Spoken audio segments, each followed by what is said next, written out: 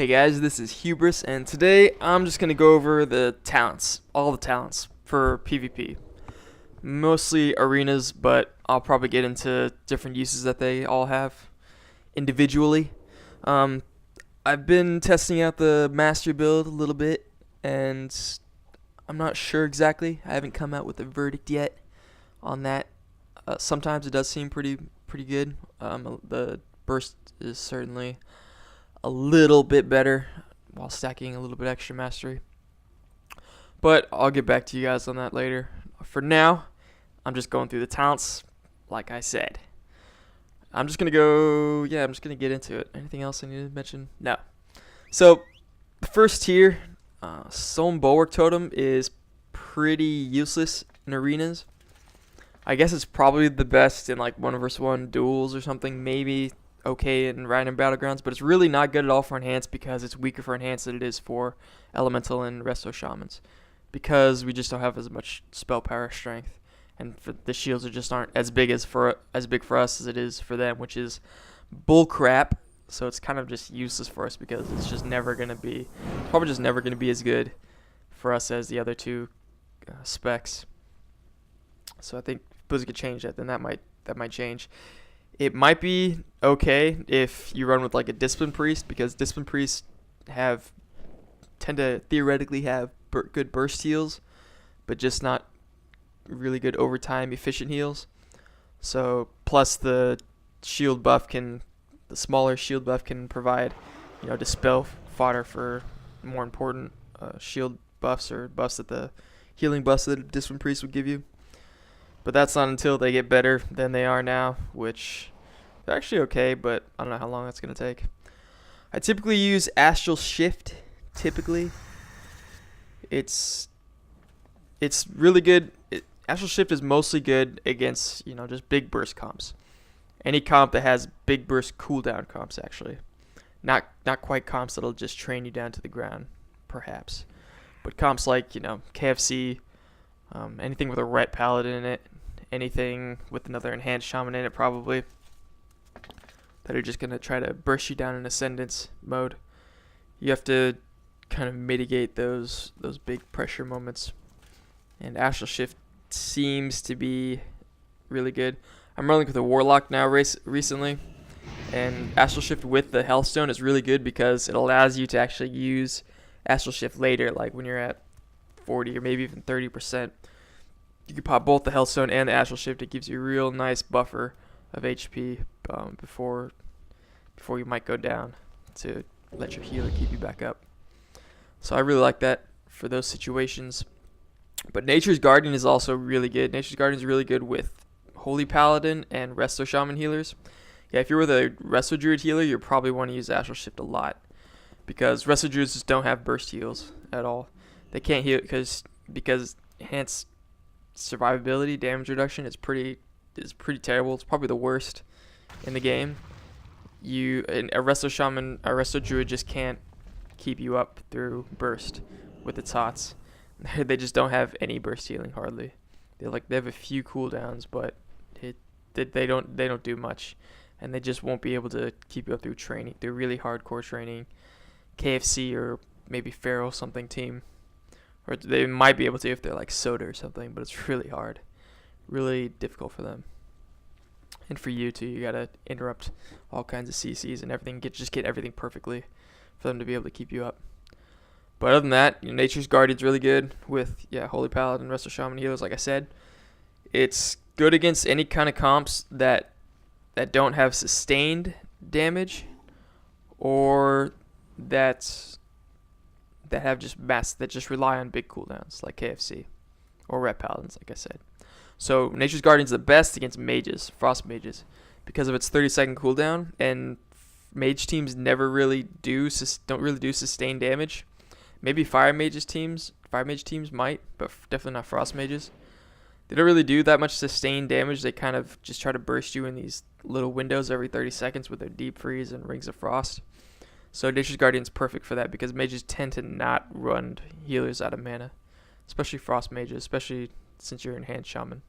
You can kind of shut down some of their damage, and at least over time. It's just the burst that you have to worry about. and so your healer's mana can usually handle not having any not having any real damage reduction against mage teams. What else is it good against? Maybe rogue. Some teams that might, yes, any teams that you have some relief from, like any teams that you typically find yourself you find your healer being able to top your entire team off with heals at every moment, or not every moment, but at several points in the game. It's really good. So I'm going next tier, Frozen Power. I've been using this the entire time, really. I use Earth Grab a little bit against KFC or against Hunter teams to root the Stampede pets. But Frozen Power is just way too necessary, I think, for enhancement. Not just rooting the target, but rooting off targets like Warriors and Rogues and Death Knights. I just love to do. And for rooting and then projecting Capacitor Totem to get some stuns off on off targets like healers, or even targets, even multiple targets that you may be on, you're attacking. It's just, the short cooldown on it, the utility of it's pretty awesome. I think the cooldown on the other two are just way too long. 30 seconds on Earth Grab is pretty ridiculous. It's really, way too long in my opinion. It's easier to land Capacitor Totems with Earth Grab Totem because you can just project the Capacitor and the Earth Grab at the same time. But it's not that great. Whenever I use Earthbind Totem, I just drop it to get the slow all the time, and maybe project the slow on a target. But the cooldown, it's just way too long. Same with the Windwalk Totem. Cooldown of 1 minute's way too long for it to be really effective. Maybe you'd only use this if you're running with another Enhanced Shaman or a Frost Death Knight that can root stuff a lot. That'll just DR your own root. That's the only time it'll be really useful for you. I'll just go to the next tier. Call the Elements. I'd only use it if I ever got Windwalk Totem and Stone Bulwark Totem. Otherwise, it's just not worth it for enhancement. Our healing stream doesn't do that much. We don't have, Stone Bulwark isn't even that strong for us. Let's see, Tremor. It's okay-ish, I guess. Not that great. With Tremor Totem, you can't. Sometimes I run with the Resto Shaman, but it depends on your playstyle, really. It can be good if you use both Stone Bulwark and Windwalk. Then it'll be worth it. But I prefer the Totem Projection just because of I can project Capacitor. It makes it actually useful. It gives me an actual chance to land it sometimes, instead of almost never landing it unless I'm getting trained by some melee. And I can hide. I can do stuff like hide elemental totems. I can project, Earthbind. I can project Searing Totem sometimes, even though I don't. I do it in Battlegrounds, I remember. But you can project Searing Totem and save yourself the global cooldown of having to move it yourself. What else do I project? Yeah. That's pretty much what it's most useful for. Just projection. Oh, and projecting Magma Totem too. Pretty much every team in 3v3 has a stealth class in it right now, nowadays. So if you can project, you can set Magma Totem down before the gates open, and if you can project that with Earthbind to where you think they might be, or if they stealth late where you know they're going to be, then you can, and a lot of times I get out of stealth, I get targets people out of stealth like at least 25% of the time when there are stealth enemies. It's pretty damn handy. Totemic Restoration's probably not good at all for enhancement. Like, the only time it might be useful is for the Tremor Totem, but you're basically getting one extra Tremor Totem every minute, instead of like actually being able to land stuns with your Capacitor Totem. And so a lot of times you don't even want to pick up Tremor Totem right away. It could depend on what comp you're facing. Maybe if you're facing some kind of comp with double fears, it might be alright. But oh yeah, and you can actually project Tremor Totem too, because a lot of times your healer's gonna get feared way away from you. Since you're enhancement, you have to run and chase around your target. You can drop your Tremor Totem, and you're gonna have to project it to your healer sometimes in order to get him out of fears. I've had to do that plenty of times because Tremor only has a 30-yard range, and you just need to stop fears on him. So next tier, Elemental Mastery makes the comp super reliant on burst, and which is not always too bad, or not always bad. It relies on Ascendance for the most part to be useful, but the cooldown doesn't line up with Ascendance. I would only use the on-use trinket if I got Elemental Mastery, but Elemental Mastery is really good in RBGs, maybe even random battlegrounds, because a lot of the time in battlegrounds you're not fighting, you're running around, or you're rezzing after dying or something. And it gives you more time for your cooldowns to come back up. So battlegrounds are more cooldown heavy fights, tend to be, kind of, especially RBGs. So Elemental Mastery is probably the best in rated battlegrounds to get some kind of burst or purge spamming on targets. But for arenas, and I even use this in random battlegrounds, I use Ancestral Swiftness because I love the passive haste. It's pretty necessary for me, for my playstyle at least. I can't stand not having it all the time, because not having it and all the haste I have, because it just feels too slow. And the instant hexes are really awesome, especially openers, to stop stealth openers, to stop any kind of openers to hex warriors right off the bat or whatever. It's really helpful. And to have Ancestral and Echo is just too RNG based for me. Ancestral Swiftness probably increases your heals as much as Echo does anyways. One, because you have the passive haste, but two, because you can, the instant cast that does give you on a hex will save you some heal procs. Will save you some Maelstrom procs to use on a heal, rather than you having to use it on a hex. But Echo's good in random battlegrounds when you can run around and you're trying to live. Especially if you use Water Shield, it can really help keep you up over time in random battlegrounds. It's probably the best for survivability kind of strat in them. But Ancestral Swiftness is just awesome in arenas 3v3 because of allows you to purge spam faster, generate procs faster, and the instant cast. So next tier, conductivity is pretty useless. It'd be pretty cool if it was built into the spec or into the class already, but it's not worth it at all. It's just really hard to use Healing Rain in PvP, even though I use it sometimes, not very often.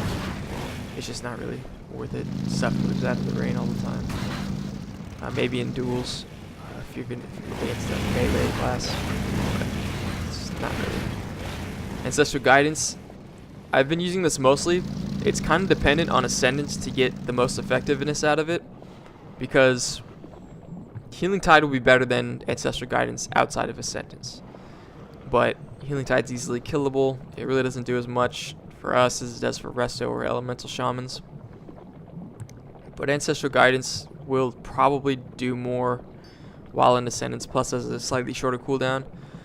Though the problem with Ancestral Guidance for me has been, it's kind of been forcing me to pop Ascendance sort of defensively to get these extra heals to either heal myself or help heal an ally, because I need to get the most out of it that I can. So I have to pop Ancestral Guidance plus Ascendance, and it just kind of wastes Ascendance sometimes. Forces me to pop it defensively instead of trying to pop it when I have a kill opportunity. So I'm going to start trying out Healing Tide Totem more.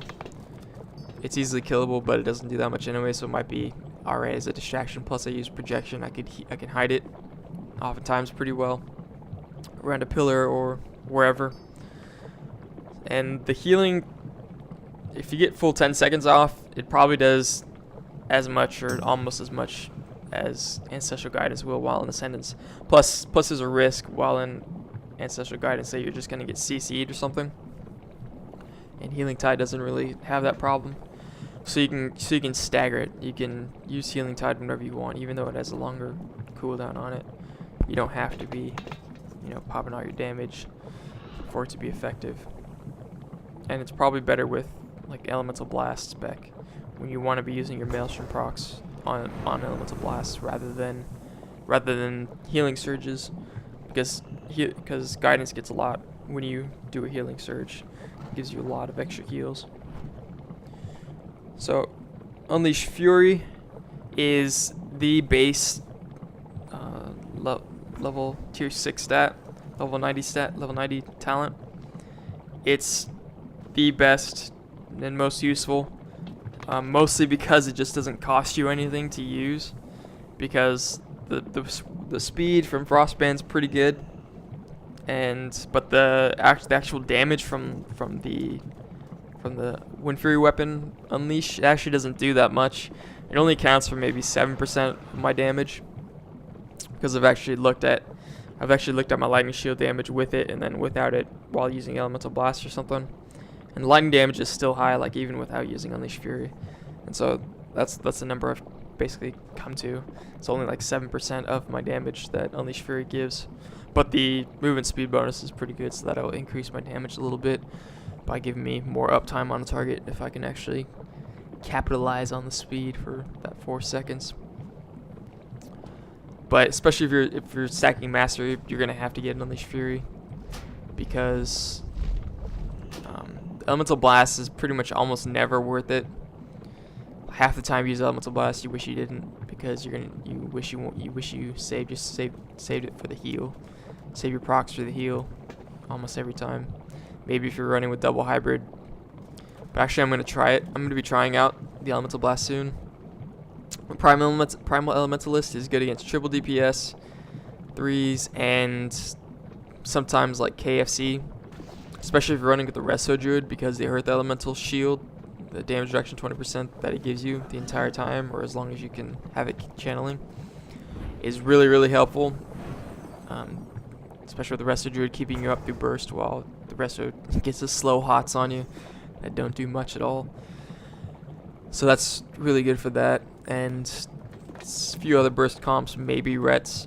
Like against every Ret team, if you pretty much survive, almost most Ret teams, if you survive through their Wings burst, then you usually win, because you can usually put enough counter pressure back on them and get through their bubble, and the Fire Elemental will help you with that.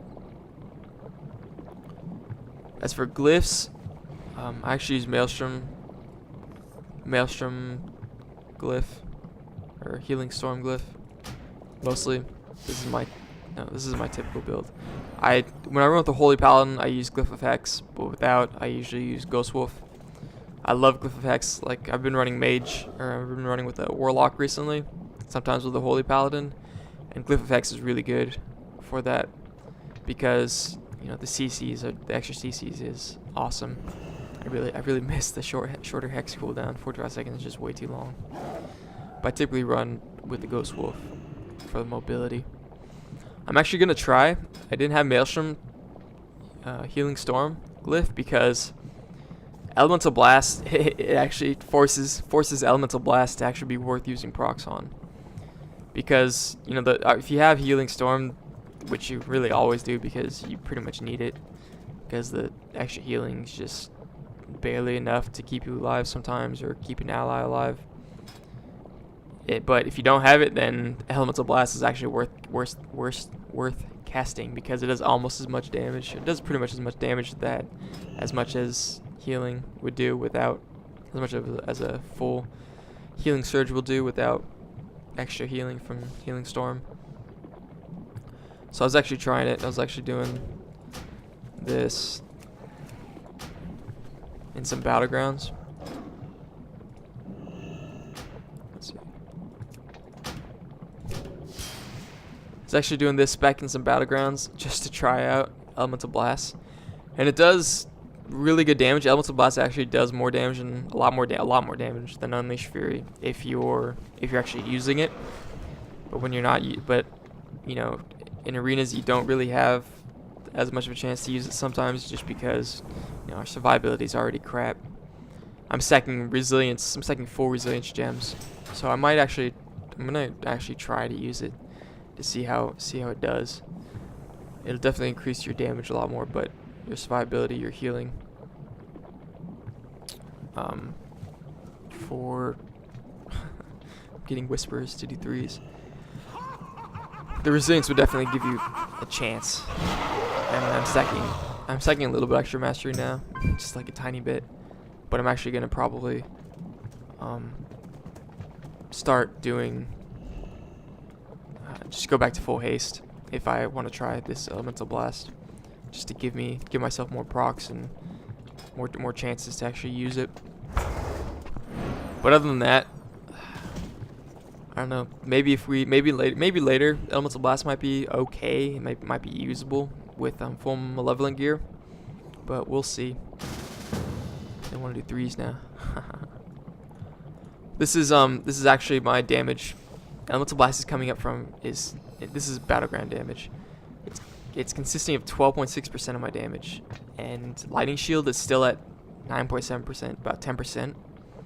I was using mana shield. I was using water shield, some of that too. So it's usually about 10%, and normally with Unleash Fury, it accounts for 17% or so, or 18% of my damage.